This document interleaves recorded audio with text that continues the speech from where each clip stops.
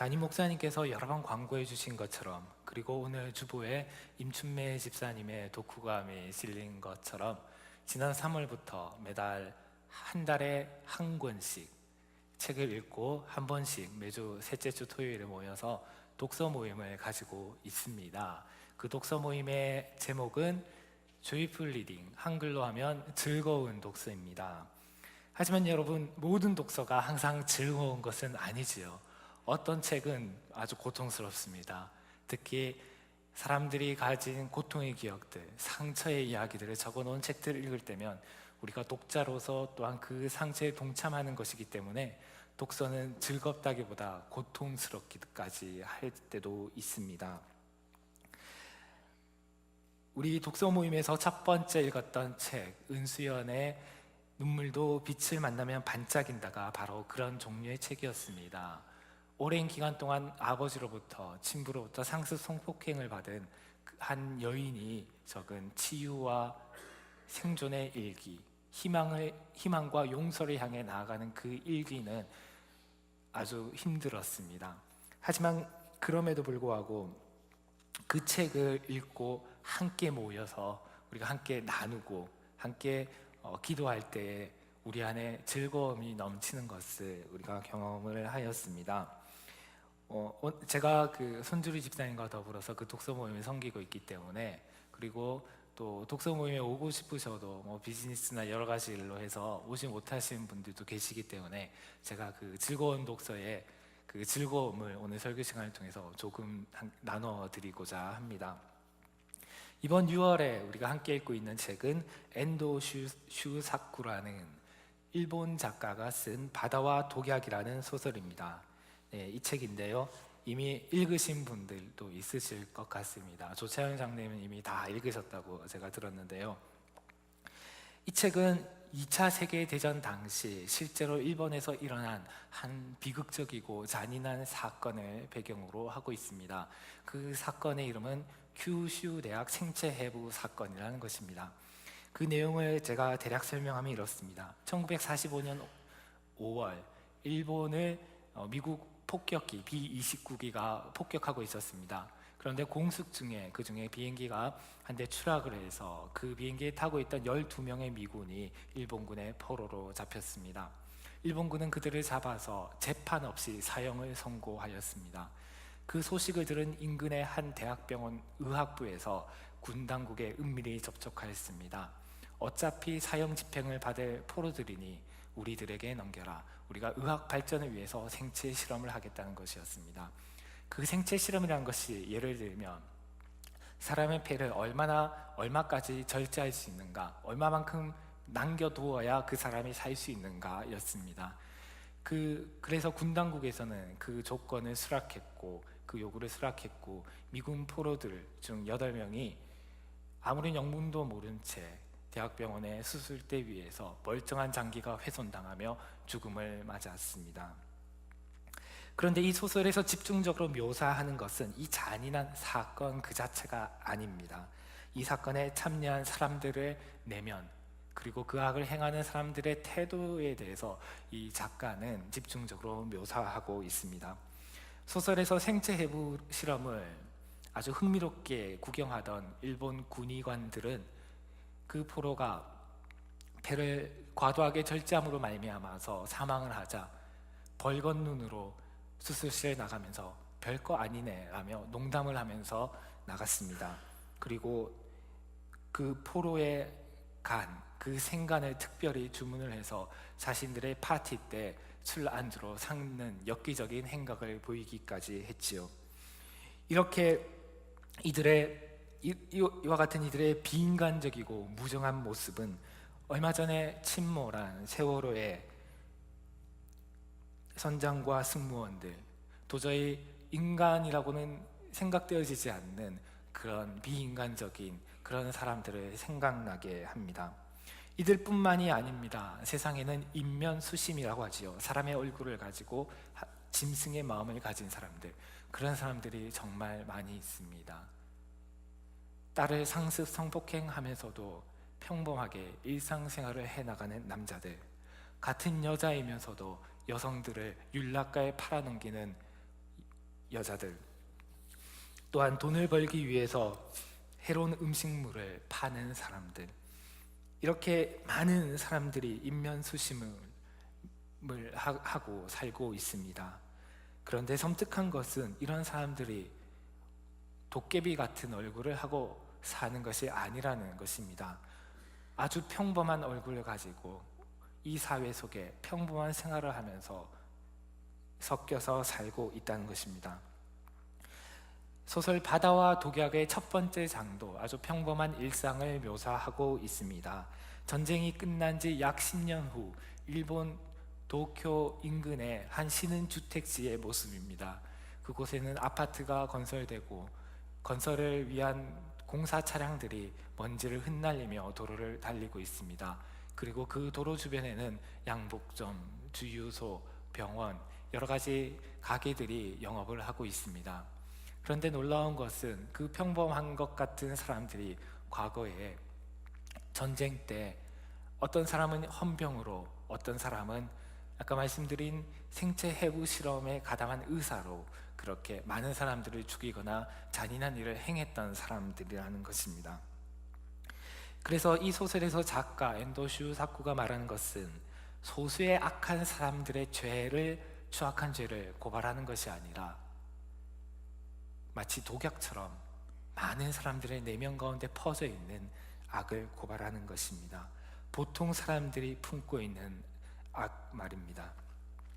그래서 작가는 이 소설의 등장인물 중에 생체해부 실험에 가담했던 토다라는 의사의 입을 통해서 독자들에게 이렇게 말하고 있습니다. 제가 책의 한 부분을 읽어보겠습니다. 여러분에게 묻고 싶다. 여러분도 역시 나처럼 한꺼풀을 벗기면 타인의 죽음이나 고통에 대해 무감각한가? 약간의 나쁜 짓이라면 사회로부터 벌받지 않는 이상 별다른 가책이나 부끄러움을 느끼지 않으면서 오늘까지 살아왔는가? 그리고 어느 날 그런 자신이 이상하게 느껴진 적이 있는가? 여러분은 이 질문에 어떻게 대답하시겠습니까? 혹시 세월호 사건이 여러분에게 큰 이슈, 흥미거리이기는 하지만 정말 마음 깊은 곳에서 우러나는 동정과 슬픔, 눈물이 흘러나오는 그런 사건이 아닌 것은 아닙니까? 신문지 위에 잉크가 마른 글자들처럼 매일같이 뉴스를 통해서 우리에게 전해지는 세계 곳곳의 재난, 고통, 슬픔, 전쟁, 약탈, 사고, 이런 소식들이 그냥 우리는 한번 읽고 지나가는 정보로만 느껴지고 정말 우리에게 관심이 있고 흥미 있는 것은 주식, 날씨, 환율, 쇼핑 정보 이런 것들이지는 않습니까? 그리고 또는 이 소설의 인물들처럼 밖으로 드러나지 않는 나쁜 일들을 저지른 것에 대해서는 별다른 양심의 가책을 느끼지 않고 평범하게 사회생활을 하고 있지는 않습니까? 약간의 세금 탈루, 사소한 규칙 위반, 사소한 거짓말들은 괜찮다고 생각하면서 주일에 교회 와서 예배드리고 찬양하고 교우들과 즐겁게 웃으며 인사하고 있지는 않습니까? 소설 속의 의사 토다의 질문처럼 그런 자신이 이상하다고 느끼신다면, 또는 과거에 그렇게 느끼신 적이 있다면, 우리는 오늘 본문 말씀에 귀를 기울여야 할 것입니다. 물론 정도의 차이는 있겠지만 이 소설의 작가는 사람들의 마음은 이기심과 정력과 미움과 무관심 등의 악으로, 독약과 같은 그런 악으로 물들어 있다고 주장하고 있는 듯합니다. 그렇다면 어떻게 하면 그 독을 해독할 수 있을까요? 그 끔찍한 악들의 해독제는 과연 무엇일까요? 이 소설에서 작가는 그 해독제가 무엇인지를 명확하게 이야기하고 있지는 않습니다. 하지만 우리가 기독교 영성 고전인 성 어거스틴의 고백록을 참조해 볼 수가 있습니다. 고백록은 성 어거스틴이 쓴 자기의 죄를 고백한 그런 책인데요. 어거스틴은 4세기 기독교의 매우 위대한 성인이자 지도자였습니다. 하지만 그러한 그도 젊은 시절에는 육체의 정욕에 빠져 살고 그리고 마니교라는 이단에 빠져서 살았습니다. 어거스틴은 과거에 그러한 자신의 연약함을 치료하기 위해서는 하나님의 긍휼이라는 약이 필요한데 당시 그것을 몰랐다고 고백하고 있습니다. 그렇습니다. 긍휼입니다. 세상에 퍼진 독을 치료하기 위해서는, 그 악들을 치유하기 위해서 필요한 것은 긍휼입니다. 하나님의 긍휼입니다. 오늘 성경 말씀을 제가 다시 한번 받들어 읽겠습니다. 긍휼히 여기는 자는 복이 있나니 그들이 긍휼히 여김을 받을 것이니요. 여러분, 긍휼이란 무엇일까요? 너무나 잘 아는 단어이지만은 국어사전에서는 긍휼이란 불쌍히 여겨서 돌보아 주는 것이라고 말합니다. 그리고 성경에서도 역시 긍휼이란 비극 가운데 있는 이들에게 연민과 동정의 마음을 베풀어 주는 것, 나아가서 구체적인 행동으로 그들에게 자비를 베풀어 주는 것을 말합니다. 그러므로 긍휼이란 행동에서 마음에서 그치는 것이 아닙니다. 그냥 불쌍하다라고 느끼는 느낌에서 그치는 것이 아니라 구체적인 행동, 그들의 그 어려운 고통을 해소하기 위한 구체적인 행동으로까지 나아가는 것이 긍휼입니다. 만약 그렇지 않고 그저 남을 불쌍히 여기는 마음에서 끝난다면 그것은 값싼 동정이나 자기 만족에 지나지 않을 것입니다. 어거스틴은 고백록에서 이렇게 이야기합니다. 젊은 시절 자신이 비극을 좋아했는데 그것은 거짓 긍휼, 거짓 동정이었다라고 이야기를 합니다. 제가 어거스틴이 고백록의 한 부분을 읽어보겠습니다. 사람들은 자기 스스로는 서럽고 슬픈 일을 당하고 싶어하지 않으면서 왜 극장에 가서 그런 일들을 구경하면서 슬퍼하려고 합니까? 관객들은 그런 장면을 보면서 슬픔을 느끼려고 하오니 그들에겐 슬픔 자체가 기쁨이 됩니다. 이야말로 불쌍하고 미친 짓이 아니고 무엇입니까? 하지만 꾸며낸 연극 줄거리에 도대체 무슨 동정이 필요합니까?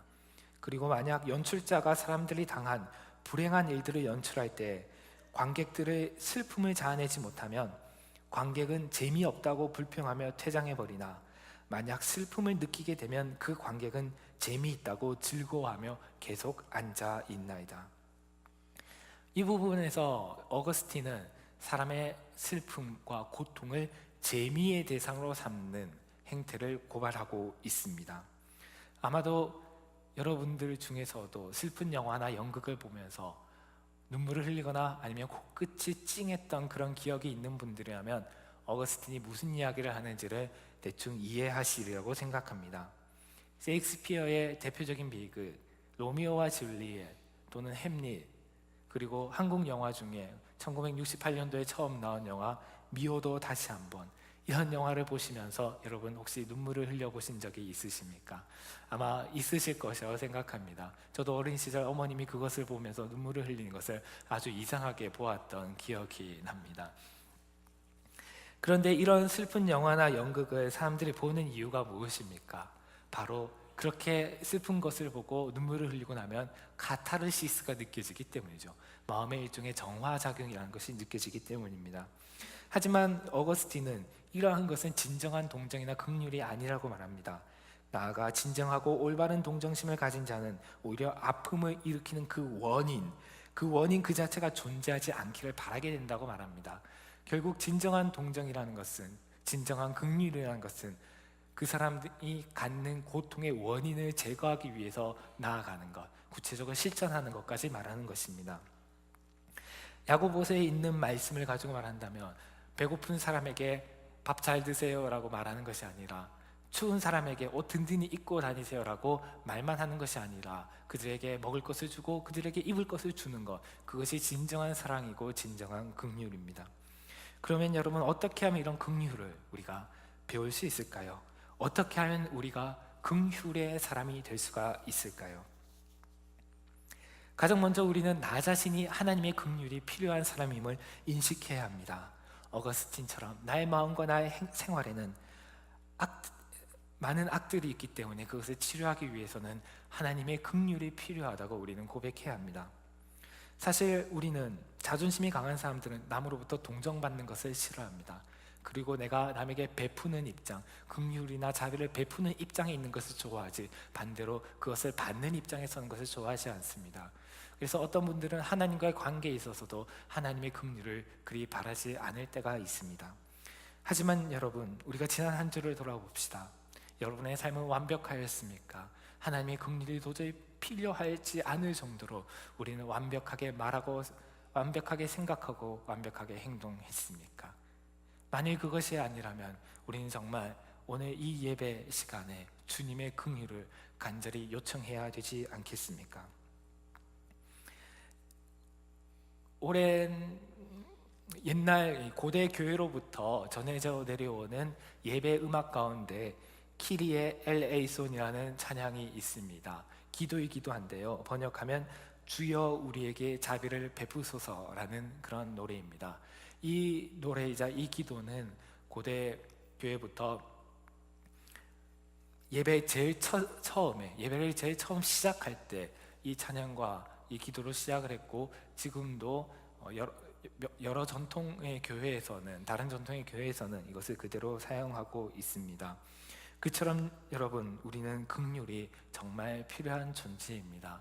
이 예배 가운데서 우리가 구해야 될 것은 하나님의 긍휼입니다. 하나님은 긍휼의 근원이십니다. 성경은 여러 곳에서 긍휼은 하나님의 성품이라고 말합니다. 시편 85편 15절에서 그러나 주여 주는 긍휼이 여기시며 라고 이야기하고 있습니다. 그러므로 우리가 하나님의 긍휼을 입은 자로서 하나님의 긍휼을 배울 때 참된 긍휼을 실천하는 사람이 될 수가 있습니다. 로마서 11장 31절에서는 하나님께서 우리 그리스도인에게 긍휼을 베푸시는 이유는 그 긍휼로, 우리가 받은 그 긍휼로 다른 사람에게 긍휼을 베풀게 하기 위해서다라고 말씀하고 있습니다. 이런 의미에서 긍휼을 실천하는 일은 매우 간단합니다.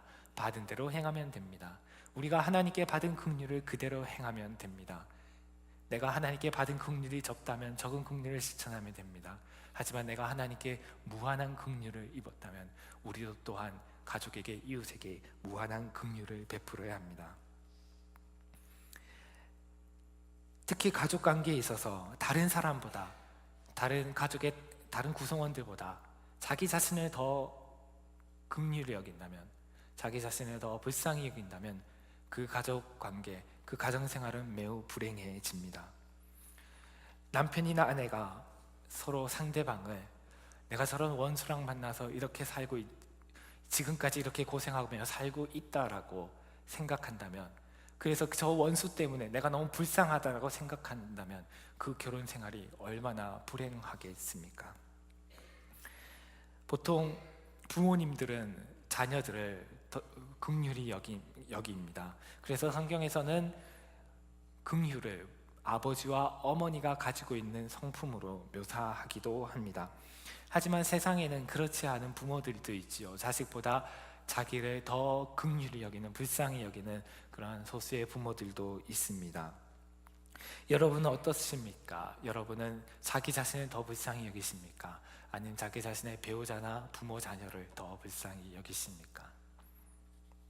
이런 원칙을 우리는 직장 동료나 이웃이나 다른 사람들에게도 적용할 수가 있습니다. 우리가 다른 사람들과의 관계에서 나 자신보다 다른 사람을 더 불쌍히 여긴다면, 긍휼히 여긴다면 그 관계는 더욱 아름답고 원만하고 화목할 것입니다. 하나님의 긍휼을 알고 체험하는 사람은 자기 자신을 긍휼히 여길 필요를 느끼지 못합니다. 왜냐하면 내가 나를 긍휼히 여기지 않아도 하나님이 긍휼히 여겨주시기 때문입니다. 세상의 모든 사람들이 나를 불쌍히 여겨주지 않아도 하나님이 나를 불쌍히 여겨주시기 때문에, 긍휼히 여겨주시기 때문에 스스로 자기 연민에 빠질 필요를 느끼지 못합니다. 그러므로 여러분, 우리 자주자주 하나님의 긍휼을 묵상합시다. 하나님께서 얼마나 연약한 나를 얼마나 긍휼히 여기시는지를 자주자주 생각합시다. 어떤 슬픔이나 고통을 만난다면 그 어두운 가운데서도 우리에게 빛이 되어주시고 피할 길을 내어주시는 그 하나님의 긍휼을 묵상합시다. 내 삶 가운데 정말 기쁜 일이 생긴다면 그런 기쁜 일, 좋은 일을 받을 자격이 안 됨에도 불구하고 하나님께서 좋은 것들을 베풀어 주시는 것에 대해서 그 긍휼을 묵상합시다. 혹시 내 삶 가운데 특별히 기쁘거나 특별히 슬프거나 그렇지 않은 평범한 삶을 보내고 있다면 매일 우리가 경험하는 햇빛이나 공기처럼 우리와 함께 하시는 그 주님의 긍휼을 생각합시다. 당장 우리의 죄악으로 말미암아 하나님의 징벌을 받아 마땅함에도 불구하고도 하나님께서는 심판하지 않으시고 참으시고 기다리시는 것, 그 긍휼을 우리가 생각합시다. 이렇게 우리가 하나님의 긍휼을 깊이 묵상하고 체험할 때에야 우리는 긍휼의 사람이 될 수가 있습니다. 긍휼을 배우지 못한 사람이 어떻게 긍휼을 베풀 수 있겠습니까? 그리스도인은 긍휼의 사람이 되어야 합니다. 주님은 마태복음 9장 13절에서 긍휼을 원하시지 제사를 원하시지 않는다고 말씀하셨습니다. 예배가 중요하지 않다는 말이 아닙니다. 긍휼이 더 중요하다는 말씀입니다. 또한 주님은 마태복음 23장에서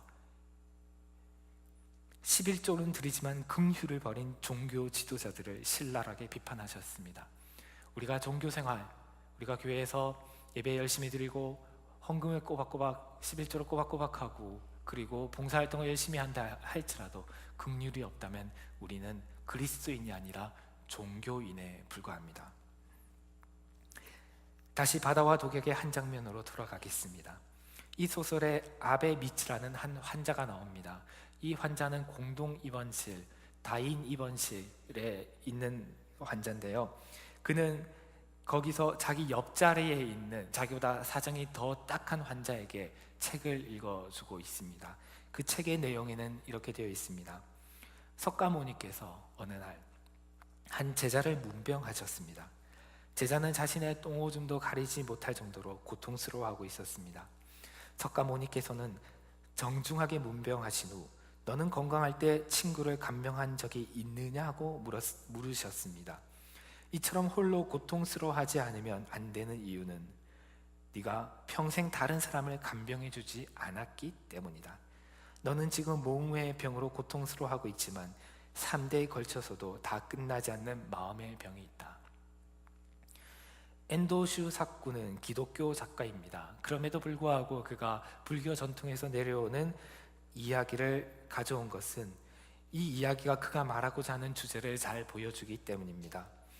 먼저 석가모니는 고통 속에서 홀로 투병하고 있는 제자에게 찾아가서 그가 홀로 투병하는 이유를, 홀로 고통스러워하지 않으면 안 되는 이유를 알려줍니다. 그것은 그가 건강할 때 다른 일을 돌보지 않았기 때문입니다. 건강할 때 다른 일을 돌본 사람은 내가 아플 때 다른 사람들이 나를 돌보아 줄 것이라는 그런 이야기입니다.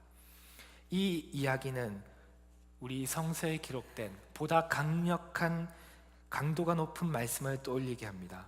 야고보서 2장 13절에는 이렇게 기록되어 있습니다.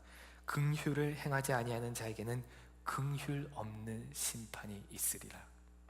긍휼은 심판을 이기고 자랑하느니라.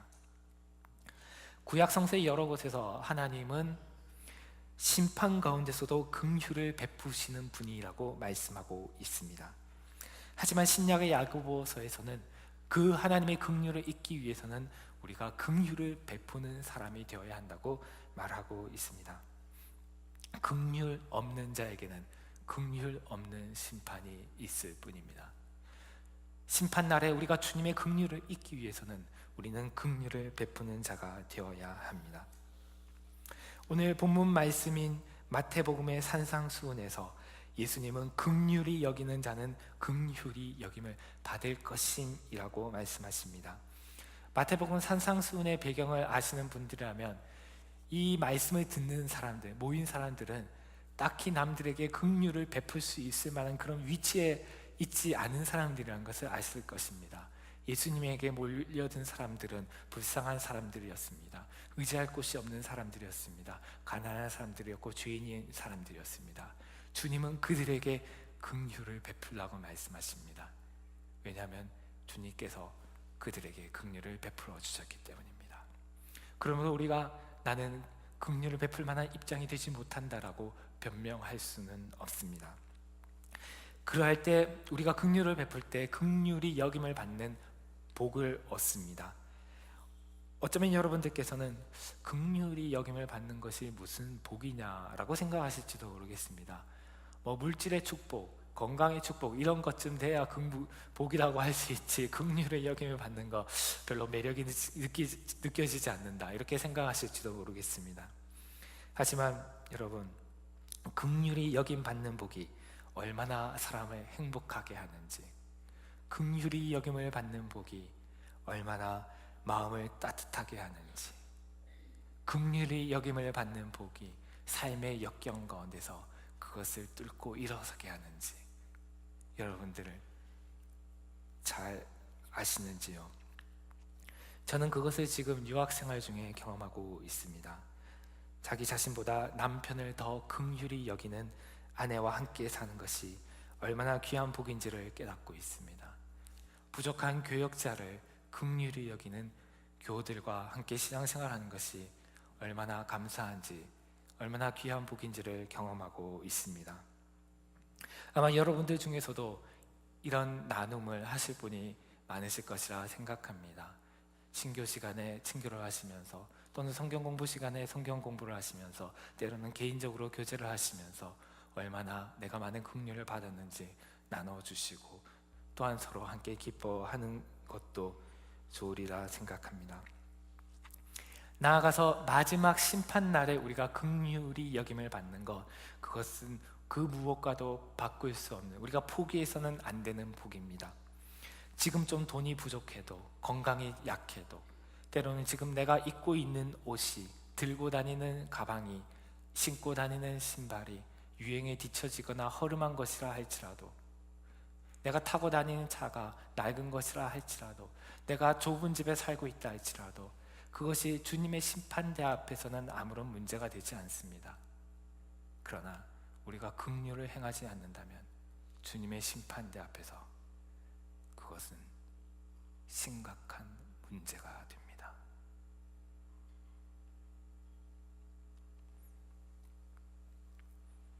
마지막 날, 심판날에 긍휼은 심판을 이기고 자랑한다고 했습니다. 여러분, 이런 자랑을 갖기를 원하십니까?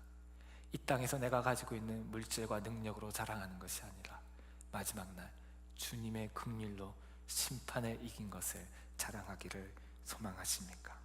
이런 자랑이 우리 모두에게 있기를 원합니다. 세상에는 악이 독약처럼 퍼져 있습니다. 바다와 독약에 나오는 의사와 간호사들, 그리고 세월호 사건을 일으킨 사람들, 부정과 비리를 저지른 사람들, 승객은 구조하지 않고 자신의 목숨과 생명만 챙긴 승무원들, 인면수심의 성폭행범들, 일제강점기에 우리 민족을 괴롭힌 침략자들과 우리 민족들 가운데 있었던 협조자들, 아우슈비츠를 통해 집단 학살을 자행한 사람들, 일본의 원자폭탄을 투하해 대량 학살을 일으킨 사람들, 원전 비리로 수많은 사람들과 자연의 생존을 위협하는 사람들, 국민들은 가난과 질병으로 죽어가고 있는데 돌보지 않는 아프리카 많은 가난한 나라들의 부패한 정치 지도자들, 자신들의 배만 불리고 노동자들과 가난한 자들이 굶어 죽어가고 자살하는 것을 외면하는 자본을 가진 경제 지도자들, 자본가들, 그리고 남이 보지 않는 사소한 불법, 편법, 비리, 위법은 괜찮다고 생각하며 아무 일 없는 듯 태연하게 살아가는 소시민들, 평범한 사람들에 이르기까지 세상 곳곳에는 악이 독약처럼 퍼져 있습니다. 여러분, 그 독약을 해독할 해독제는 긍휼입니다. 하나님의 긍휼을 입은 그리스도인들이 베푸는 그 긍휼이 세상에 퍼져 있는 악에 대한 해독제입니다. 그러므로 우리는 이 두 가지의 정체성을 가지고 있습니다.